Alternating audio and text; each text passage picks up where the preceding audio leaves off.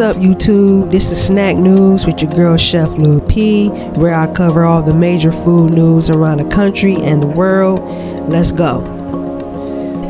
Authentic sandwiches and armed security. One restaurant is creating a different type of dining experience to keep customers safe as concerns of crime and violence plague the city. The original Jim's Steaks in West Philadelphia making a comeback, reopening under the name Jim's West. The additional security measures, part of the restaurant's new identity, all to match the new reality. It's Friday night. I'm Shari Williams alongside Gray Hall. The big story on Action News tonight is heavy security guarding the food line outside of Jim's West. There have been lines around the block since the location reopened. People saying they are excited about these cheesesteaks, but when it comes to the security with those rifles, the reaction mixed about this. Yeah, Action News reporter Brianna Smith now joining us live with what people are saying about what they saw while waiting for their cheesesteaks. Well, Shari and Gray, some customers say they appreciate the armed agents to keep them safe when they are out and just trying to eat. However, others argue it's alarming to see an AR-15. I'm so excited. The food has always been good. In my opinion, the best cheesesteak in town. Residents are thrilled the original Jim's West Steaks in West Philadelphia is back in business. Look, if you gotta have armed security with AR-15s outside a cheesesteak restaurant, and just to make everything secure,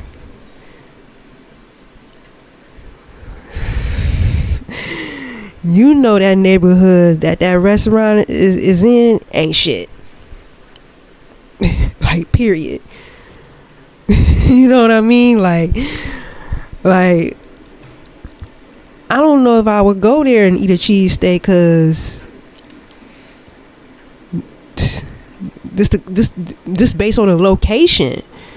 Like, if it's like that, I don't know. But this time, customers can expect to see armed agents out front. The violence has spiked. It goes up and down. You want people to feel safe and to be safe, you know. So when they come out and eat, they don't have to worry about no type of harm. Our lines are down the block, so while you standing here in line, connecting with other people that you may not know, we got security right here just to keep you guys safe. The owners hope their presence prevents crimes. It's not just myself. It usually be other agents who's sworn and certified to the state of Pennsylvania to do security work when they're off duty from know what they're doing.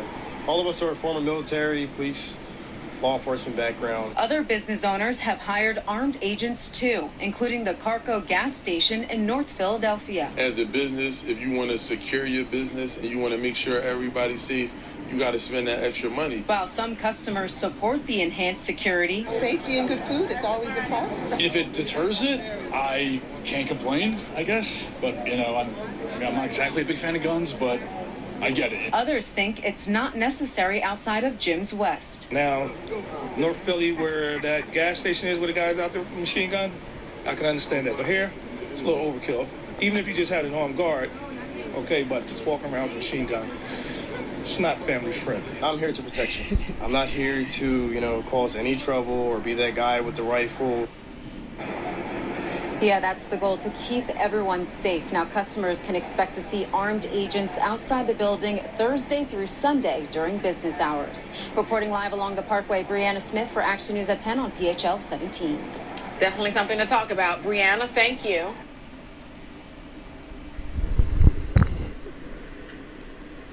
That's crazy.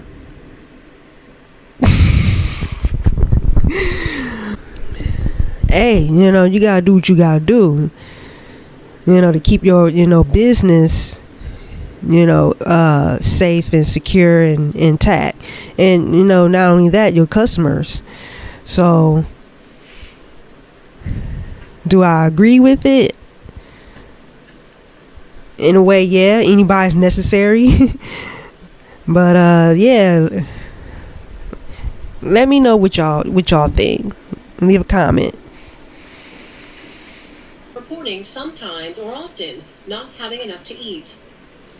As COVID cases rise and people get ready to receive new booster shots, Many people and families who were given aid during the pandemic to buy food are now reporting having to go without. New data show just how many households are struggling with nutrition and food insecurity. 32 states provided additional food assistance throughout the pandemic. That assistance ended March 1st and was a result of special pandemic aid known as emergency allotments. Now, according to the U.S. Census Bureau, 1 in 4 households that received extra help to buy food are reporting sometimes or often not having enough to eat. Pre-pandemic, we were feeding about 150,000 people each month. Now we're averaging closer to 270,000. So that's about an 80% increase over the past 3 years. And a lot of that has to do with inflation. Prices are sky high right now, especially on groceries and gas, housing, all of that. The exact reduction in benefits varied by household size and income, but households received at least $95 less per month. These estimations are now consistent with states that chose not to participate in emergency allotment programs. A low-income family typically spends about a third of their budget on groceries. So they don't have a lot of additional spending. They'll have to make those really hard choices between, do I pay rent this month? Do I put gas in my car? That's where food banks and government programs help fill the gaps. More than 237,000 households in Sacramento County, that's 253,000 people, benefit from CalFresh. The monthly grocery money comes from the Supplemental Nutrition Assistance Program, or SNAP, through the U.S. Department of Agriculture, distributed here in California through the CalFresh program. Food insecurity and a lack of access to nutrition is a rising public health issue in the United States. The CDC says it's associated with poor health outcomes, like type 2 diabetes.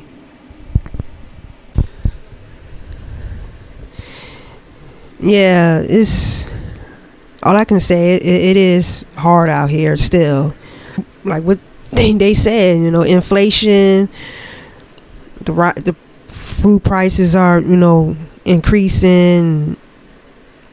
Yeah, people still struggling. Hopefully all the families out there get the help that they need, from not just from the government, but from the community, from their families, and from their friends, everybody, let's do our part, to help each other out, during these times, because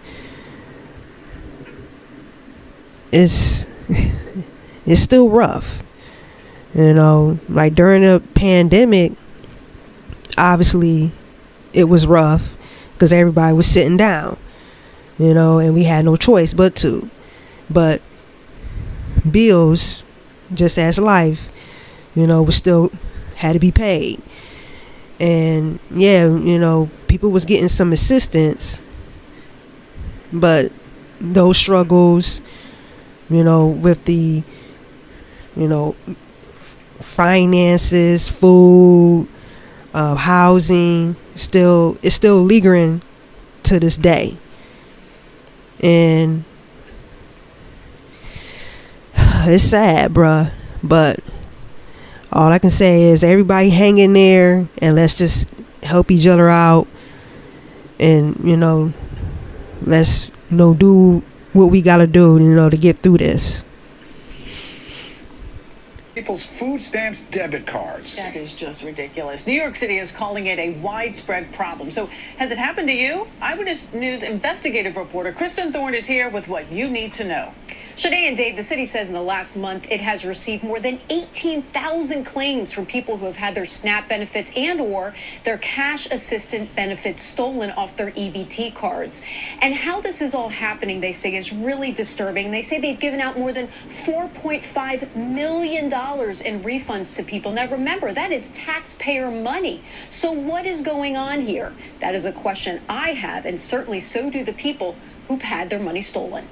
Lula Johnson is not happy. They took everything. Neither is Lachey Simmons. How's my money gone? Stolen money from their state-issued benefits debit cards was one of the reasons people recently lined up outside a city office in downtown Brooklyn. They were trying to get replacement cards. How much money are you missing? I'm missing $160. and whoever took my money out in California only left me with $18. Has this ever happened before? About 3 months it's been happening. The city believes most of the fraud is happening from skimming devices placed at merchants throughout the city. People swipe their debit cards, scammers get their card numbers and steal their money. It's happening across the country. Where does it show that money? Look, man, this is messed up. Like, this is man, I feel for those people, cause I'm gonna put it like this: fuck these scammers, these fraudulent people out here. Y'all don't. It seems like y'all don't have no heart at all. Like, people need this to feed their families, to feed themselves, to feed their kids, and you stealing money out of their mouths. This is mind blowing to me. It doesn't really say nothing. It just say that it was loaded onto the card, and as soon as it was loaded onto the card, it just got withdrawn. I'm a little stressful because I really don't have money like that to feed myself for the whole month, and I don't know if I'm gonna get my benefits back. Have they ever given you a refund of this money that's been stolen? Nope. How much money do you think's been stolen? At least 500. The city says due to federal regulations, it was unable to refund people until recently. And you're not getting no refund. You're not getting that money back that was stolen.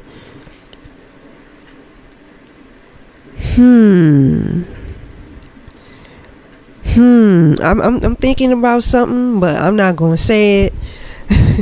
You know what I'm saying? Let's just move on. If you see money has been stolen on your debit card, the first thing is you have to replace the card stolen. You have to report the card as stolen. you can do that through your Connect EBT account. You'll be issued a temporary card with the money currently in your account, not the money that was stolen. For that, you have to submit a claim on the city's HRA website. If your SNAP or cash assistance benefits were stolen prior to August 21st, you have only until October 31st to submit a claim. If it happened after August 21st and moving forward, you have 30 days from the time that you become aware of the fraud to file a claim. When your refund is approved, the money will be loaded onto your new card. But the city is warning people to look out for skimming devices when using these new cards, or you could have your money stolen again. New York State put out a video on what to look for. The easiest way to check for a skimmer is to gently pull up on the terminal. These things are flimsy, and they might come right off. Also, always cover your hand when putting in your PIN. Some skimmers have cameras in them. Be aware of at all times. Okay, so don't be surprised if you don't get a full refund of your stolen money, because there are rules and procedures in place that may restrict the amount you get back. That's why it is so important to watch your account and report any fraudulent activity right away. One of the questions I had is, why isn't New York State switching to chip technology for these cards, which is much more secure and could prevent millions of dollars in taxpayer theft? The state told me that has to be decided by the USDA. The USDA tells me that they are now piloting in 5 states using your mobile phone as a sort of tapping way to do this, which would prevent a lot of theft. For more details on the steps to what to do if your money has been stolen, it can be very confusing. Go to our website at abc7ny.com and look for this story. Yeah, everybody out there, you know what I'm saying, whether you get food stamps, EBT or not, you know, just protect yourself and your money and your kids, your whole family, everything that you love and need, because they trying to get everybody out here and everything.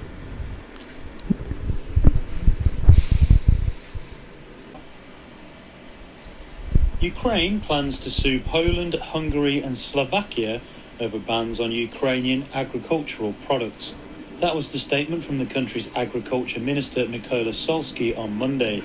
The EU imposed restrictions in May that allowed 5 of Ukraine's neighbours to ban domestic sales of Ukrainian wheat, maize, rapeseed and sunflower seeds, all while allowing transit of such cargoes for export elsewhere.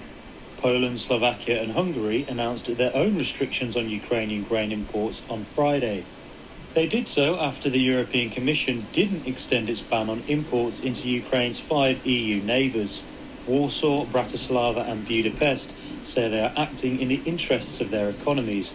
They said their moves were not aimed at Ukraine, but at protecting their farmers from a glut of products. Politico quoted Ukrainian Trade Representative Taras Kachka as saying it was important to prove these actions as legally wrong. He further reportedly told Politico that Ukraine could impose reciprocal measures on the import of fruit and vegetables if Warsaw didn't drop its additional measures. Ukraine may have support from Spanish Agriculture Minister Luis Planas Punchares. He said the ban on Ukrainian grain by some member states looked illegal.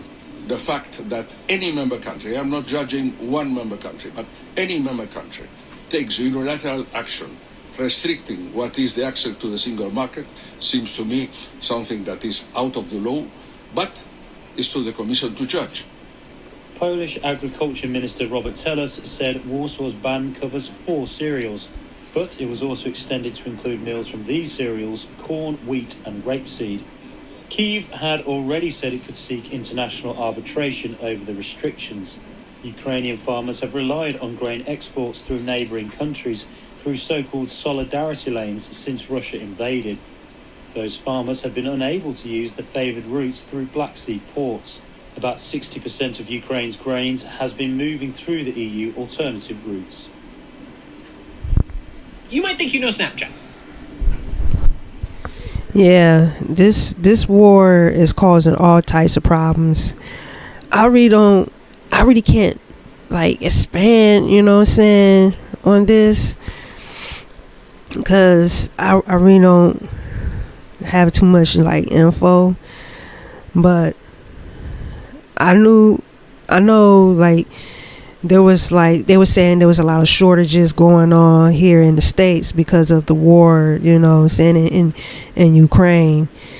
And this war it seemed like it's not going to end anytime soon, and it may lead to World War III, but God forbid. But obviously it's affecting, you know, the food supply, and that right there is not good at all. But anyway, this your girl Chef Lil P. This is Ali Aquacalt Snack News. Peace. I'm out.